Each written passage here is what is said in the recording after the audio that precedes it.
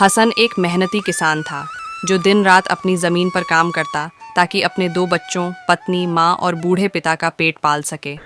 लेकिन इस साल सर्दियों की सख्ती ने फसल बर्बाद कर दी।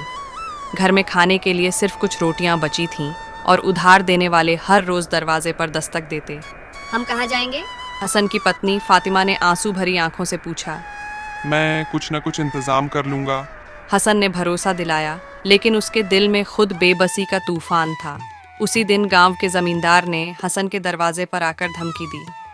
अगर कल तक कर्ज वापस नहीं किया तो ये ज़मीन तुम्हारे नाम नहीं रहेगी। अगली सुबह जमींदार के आदमी हसन के घर पहुंचे और उन्हें जबरदस्ती घर से बाहर निकाल दिया। बूढ़े पिता ने अपनी लाठी के सहारे कांपते हुए बाहर आकर कहा, यह हमारी जिंदगी की जमा पूंजी थी, तुम हमें कहाँ भेजोगे? लेकिन जमींदार के आदमियों पर इसका कोई असर नहीं हुआ। हसन ने अपने बच्चों को कंबल में लपेटा और गांव के बाहर एक पुरानी झोंपड़ी की तरफ चल दिया, जहां ठंड के कोहरे ने हर चीज को जमा दिया था।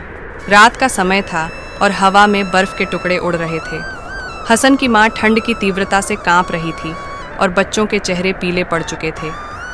हम इस ठंड में ज्यादा देर तक नहीं रह सकते, हसन के बूढ़े पिता ने कमजोर आवाज में कहा। हसन ने मन ही मन तय किया कि वह किसी भी कीमत पर अपने परिवार को इस मुसीबत से निकालेगा। उसी रात हसन झोपड़ी के बाहर लकड़ियां इकट्ठा कर रहा था। तभी एक अजनबी वहां पहुंचा। उसके पास एक छोटा सा थैला था और उसने कहा, मैंने देखा कि तुम्हारे बच्चे ठंड से कांप रहे हैं। ये लो, इसमें कुछ खाने का सामान और एक कंबल है। हसन ने हैरानी से पूछा, तुम कौन हो और हमारी मदद क्यों कर रहे हो?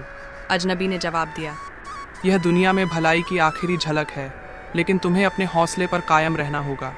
कल एक मौका तुम्हारा इंतजार कर रहा होगा, उसे हाथ से जाने मत देना।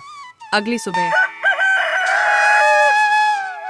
हसन ने गांव के पास एक बड़ा पेड़ देखा जिसके नीचे एक डिब्बा दबा हुआ था।